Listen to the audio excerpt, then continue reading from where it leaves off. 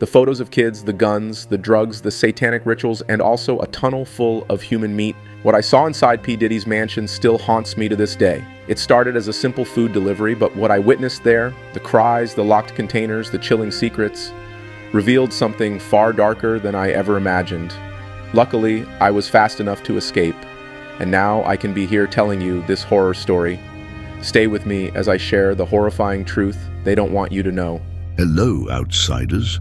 What you're about to hear is a true story about a food delivery guy who almost got killed after entering Diddy's mansion.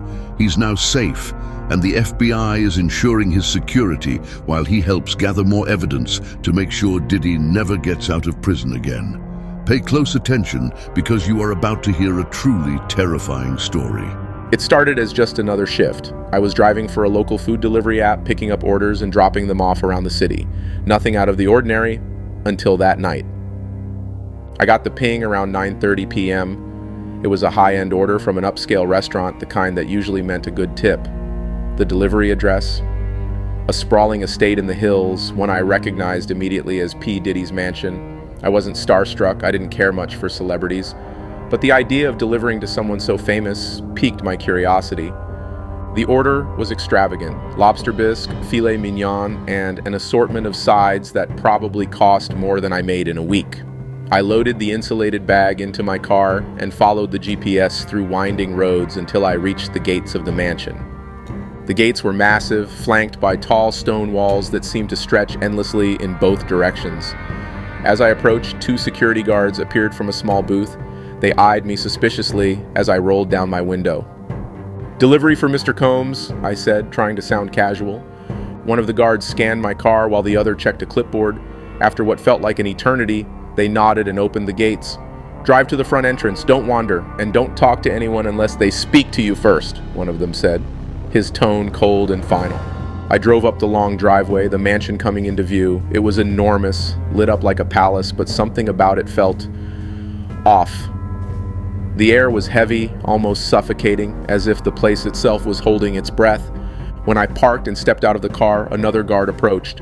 "Follow me," he said, gesturing for me to bring the bag. I grabbed the food and followed him to the front door, which creaked open slowly as we approached.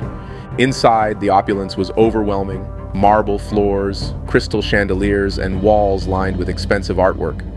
But the longer I stood there, the more I noticed how cold and sterile it felt, like a museum instead of a home.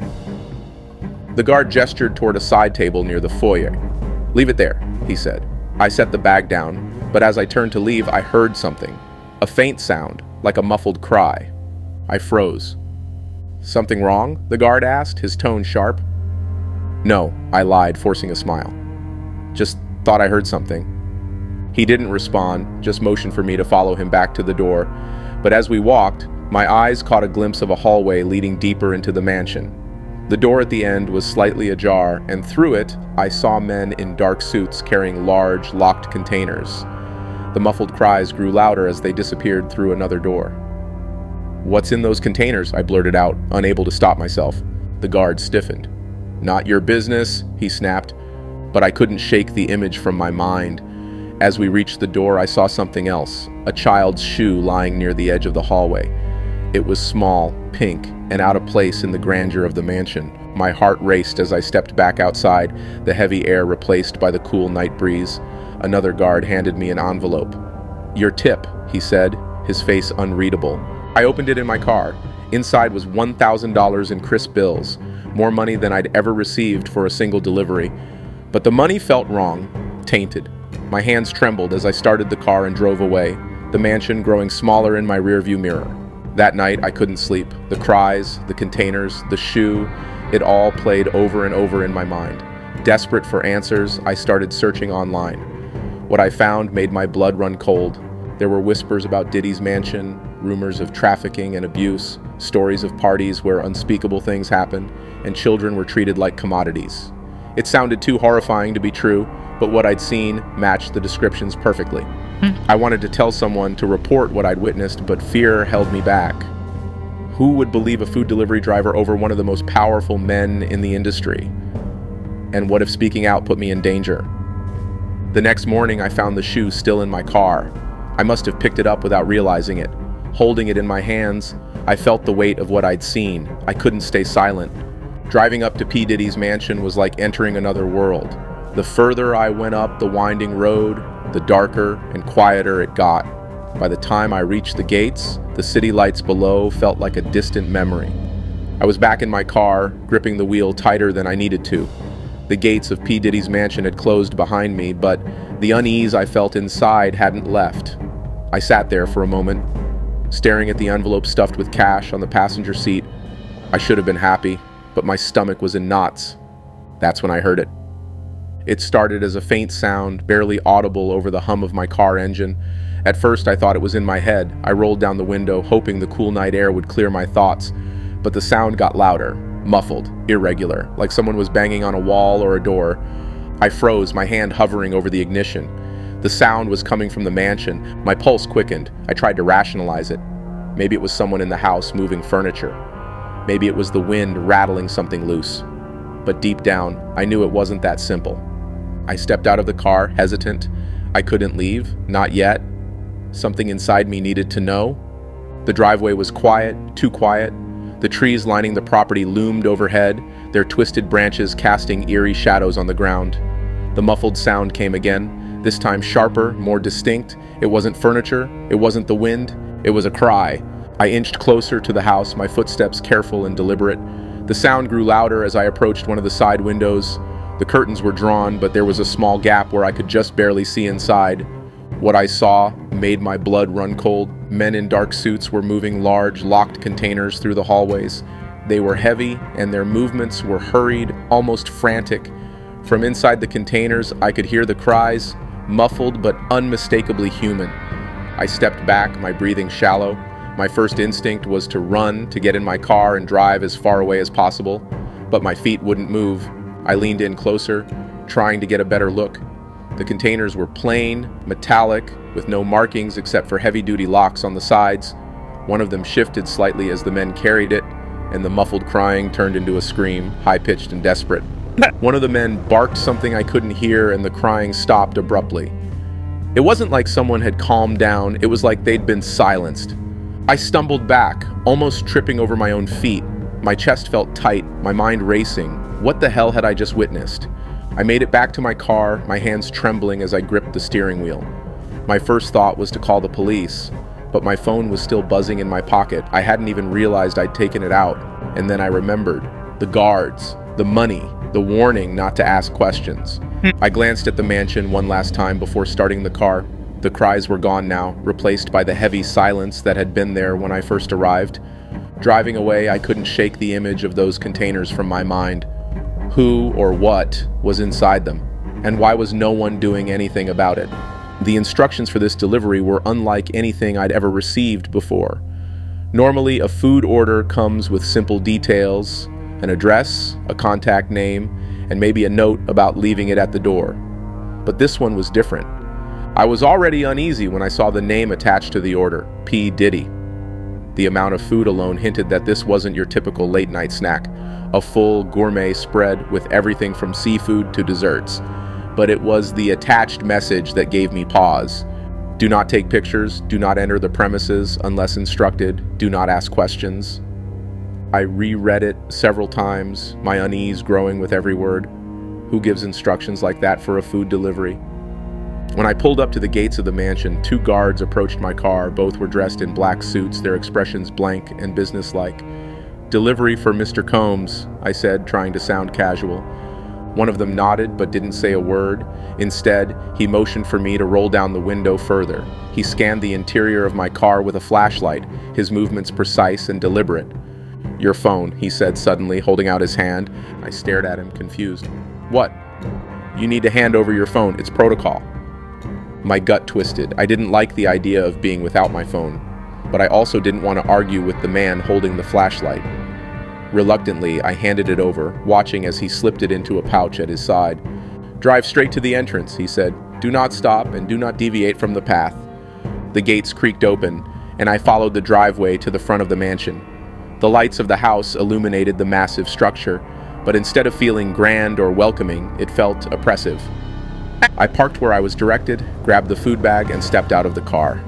Another guard was waiting, his face just as expressionless as the first. "You're going to bring the food inside," he said. "Set it on the table in the foyer and leave. Don't linger." I nodded, gripping the bag tightly as I followed him to the door. The air felt heavier with every step, like the weight of the mansion itself was pressing down on me. The door opened before we even reached it, and I stepped inside. The foyer was massive, with marble floors that gleamed under a crystal chandelier. The walls were lined with expensive artwork, but instead of feeling luxurious, the space felt cold, sterile even. "Over here," the guard said, gesturing to a table near the entrance. I set the bag down and turned to leave, but something caught my eye. A hallway stretched to my left, lined with doors. One of them was slightly ajar, and through the gap, I could see a group of men carrying large containers. The containers were unmarked, but something about them made my skin crawl. The guard noticed me staring. "Let's go," he said sharply. I nodded, forcing myself to look away as he led me back to the door. But as I stepped outside, I couldn't shake the feeling that I'd walked into something much bigger and much darker than I was prepared for. When I got back to my car, my phone was returned, along with an envelope. Inside was $1,000 in cash. It was the biggest tip I'd ever received, but instead of feeling grateful, I felt sick. The instructions, the guards, the containers, it all added up to something I didn't want to think about. I should have just walked back to my car and left. I delivered the food, gotten the strange but generous tip, and handed the guards no reason to suspect me of anything. But as I approached my car, something made me stop. There was a window on the side of the mansion, barely noticeable behind a few tall shrubs. The curtains were partially drawn, leaving a narrow gap that offered a view inside. I hesitated, glancing around to make sure none of the guards were watching. Curiosity gnawed at me. I told myself it was harmless. I just wanted a peek. I crouched slightly, peering through the gap. What I saw made my breath catch in my throat. Inside, a group of men in black suits was moving quickly, their faces set with urgency. They were carrying large metallic containers, the kind you'd see in a shipping yard. Each one was unmarked but fitted with heavy-duty locks, and the way they handled them, carefully, almost nervously, sent a chill down my spine. As one of the containers tilted slightly, I heard it again, the muffled sound I'd picked up earlier in the driveway. It wasn't just a noise, it was a voice, a cry. I stared, frozen, as another container passed by.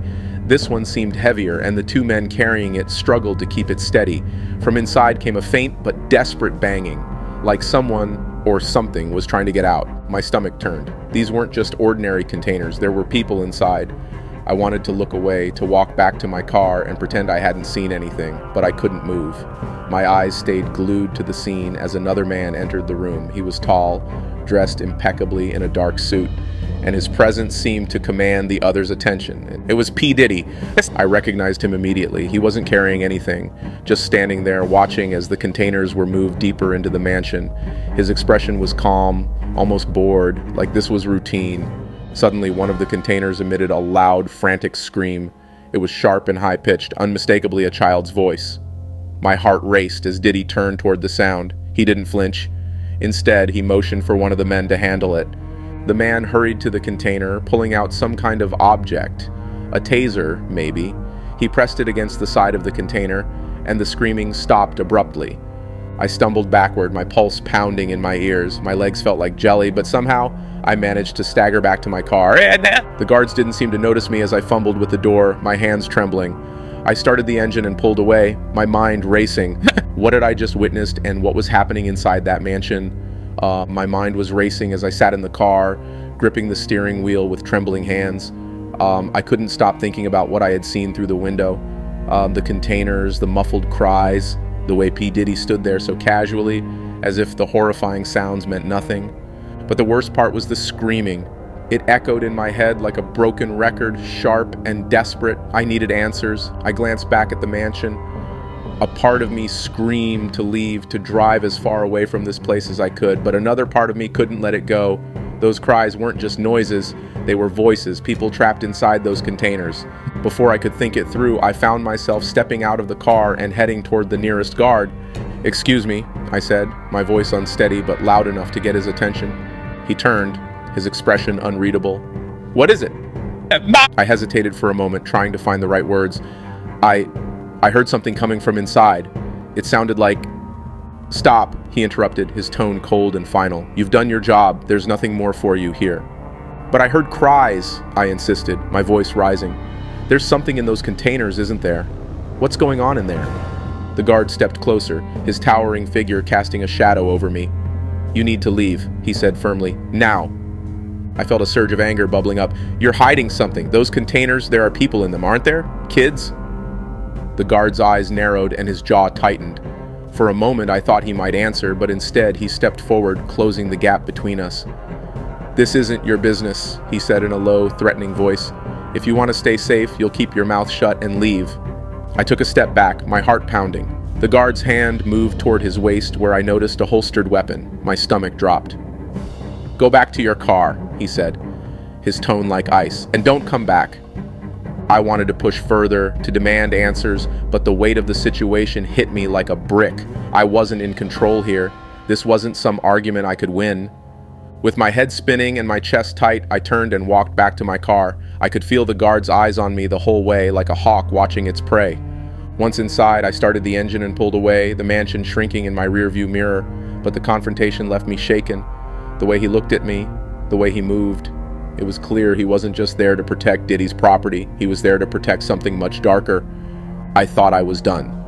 After the confrontation with the guard, I had every intention of getting in my car and leaving. But something caught my eye as I was pulling out of the driveway. To the side of the mansion, beyond the perfectly manicured lawn, there was a backyard partially hidden by rows of tall hedges. I don't know why I stopped, but something about the area seemed off. The guard at the gate had his back turned, and none of the others seemed to be watching me.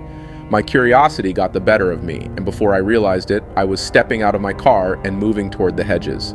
As I got closer, my heart began to race. The pristine image of the mansion was quickly replaced by something much darker. Scattered across the backyard were small, brightly colored objects. At first, I thought they were decorations or props. This was a celebrity's house after all, but as I stepped closer, the reality hit me like a punch to the gut. They were children's toys, tiny dolls with matted hair, a toy truck with chipped paint, a stuffed animal missing an eye, all lying in the grass as if they'd been carelessly tossed aside. Some looked old and worn, while others were almost new, their colors vivid against the darkened lawn. And then I saw something else. Pieces of clothing, small shoes, a torn sock, a shirt that looked like it could belong to a 5-year-old. They were scattered among the toys, damp from the evening dew. My breathing quickened.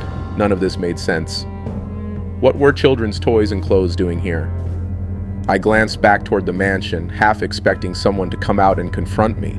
The windows were dark and the air was silent except for the faint rustle of leaves in the breeze. But as I turned to leave, my eyes caught movement further down the yard.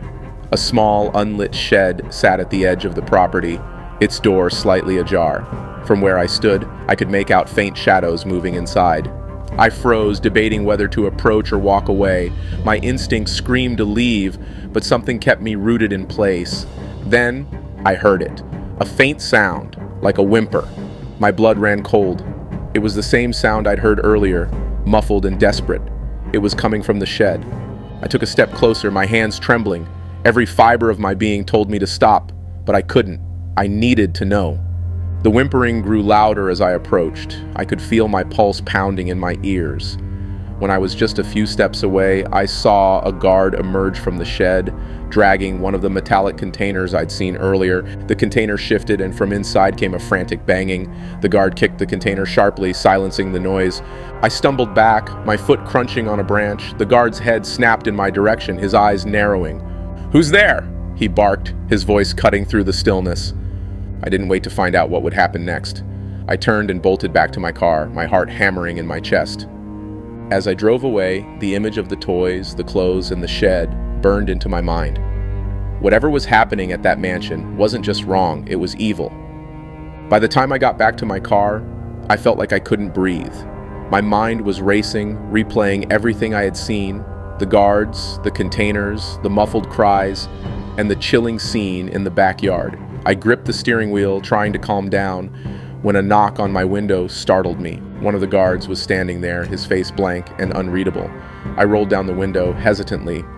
"Your tip," he said flatly, handing me an envelope. I took it without thinking. muttering a shaky "thanks." He didn't respond, just gave a curt nod and walked away, disappearing back toward the mansion. As soon as he was out of sight, I tore open the envelope. Inside was a stack of cash, crisp and neatly folded.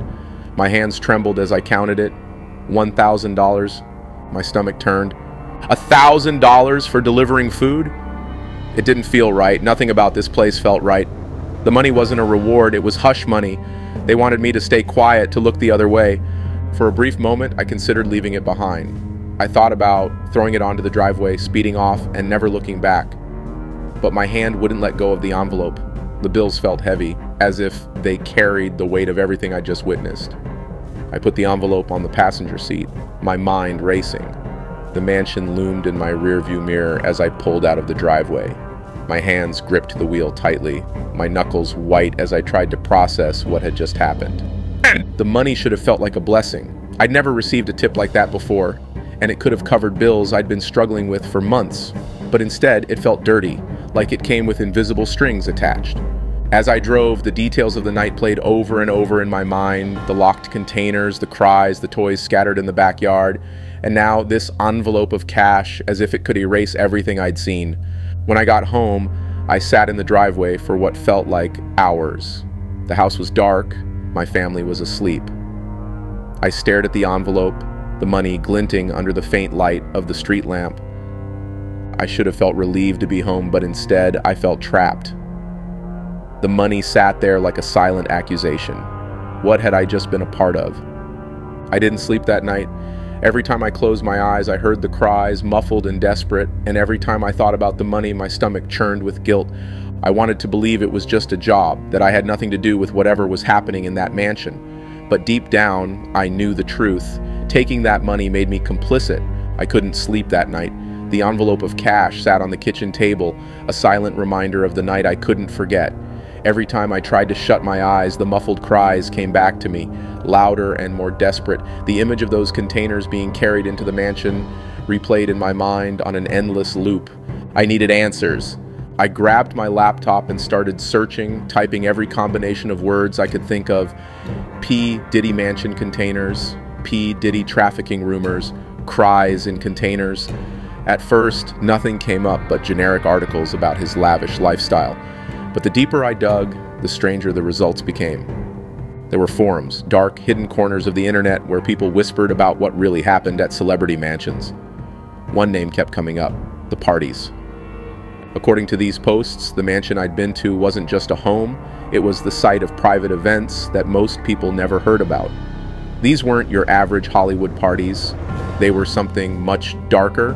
Some posts described elite gatherings where guests indulged in things far beyond the law. Others mentioned strange deliveries, much like the one I'd made, and how people who asked too many questions often disappeared. But the most chilling post was from a woman named Allie Carter. She had recorded a video where she described being trafficked as a child, locked in containers like the ones I'd seen, and brought to private parties hosted by powerful figures. Her voice trembled as she spoke, her eyes filled with pain. "They called us party favors," she said, her tone hollow. "We were treated like objects, like decorations for their entertainment. Nobody cared about us. We were just things to them." I froze, my stomach twisting. The containers, the cries, the toys in the backyard, it all lined up with her story. She described the same kind of mansion, the same kind of guards, the same feeling of being trapped and powerless. I leaned back in my chair, my heart pounding. It felt like the walls of my house were closing in on me. What had I delivered to that mansion? And what had I been paid to ignore? Allie's final words in the video hit me like a punch to the gut. "The worst part isn't the people who do this. It's the ones who see it and stay silent. You didn't know before, but now you do. Don't let them win by saying nothing." I shut the laptop, the weight of her words crushing me. My hands trembled as I looked at the envelope of money sitting on the table. It felt heavier than before, tainted by what it represented. I couldn't ignore what I'd seen. The cries weren't just noises, they were people, kids, and I had helped deliver them into the hands of monsters. But what could I do? If I spoke out, who would believe me? Worse, what if they came after me for knowing too much? My head spun with fear and guilt. I had stumbled into something far bigger than myself, something I wasn't sure I could escape. The money wasn't worth it. None of it was. I sat at the kitchen table staring at the envelope of cash. The world outside was still, but inside my head, a storm raged. I couldn't stop thinking about Allie Carter's words. You didn't know before, but now you do. Don't let them win by saying nothing. The money, the containers, the cries, I couldn't pretend I didn't know. I couldn't go on with my life as if none of it had happened. But what could I do? Calling the police felt like the obvious answer, but doubt clawed at me. Would they even believe me? A food delivery driver with no proof except the sounds I'd heard and the things I'd seen from a distance? And even if they believed me, would it matter? P. Diddy wasn't just a celebrity, he was a powerhouse with connections and influence that went far beyond anything I could imagine. Still, I couldn't ignore what I knew. I grabbed my phone and started typing an anonymous tip to a local journalist I'd heard about, someone known for exposing corruption. My hands shook as I described what I'd seen. The guards, the containers, the muffled cries, the toys in the backyard. I left out my name and the exact location of the mansion, afraid it would lead back to me. After I hit send, I felt a brief sense of relief until my phone buzzed. It was a message from an unknown number. Stay quiet if you know what's good for you. My heart stopped. Someone was watching me. I jumped to my feet, pacing the room as paranoia set in. My curtains were drawn, but I felt exposed, like eyes were on me from every direction. I checked my locks 3 times before sitting down again, my mind racing.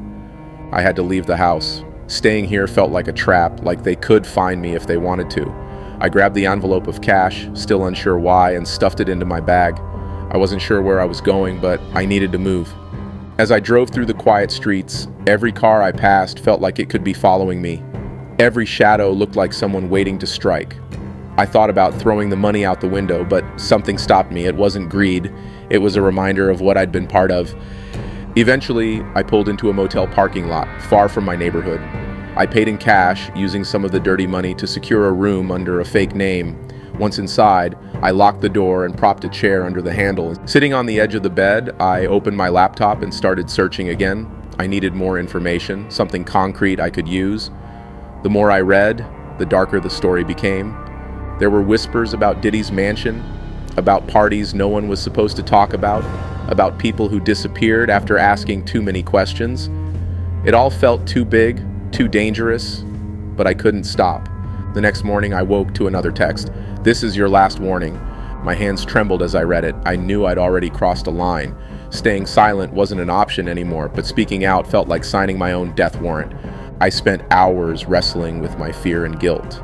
Eventually, I made my choice. I sent a detailed email to the journalist, this time including everything. The address of the mansion, what I'd seen, and what I'd heard. I even attached the stories I'd found online, including Allie Carter's testimony. As I hit send, I felt a strange mix of relief and dread. I don't know what will happen next. Maybe nothing will come of it and I'll fade back into obscurity. Or maybe the story will break and the truth will finally come out. But one thing is certain. I can't stay silent. Not anymore.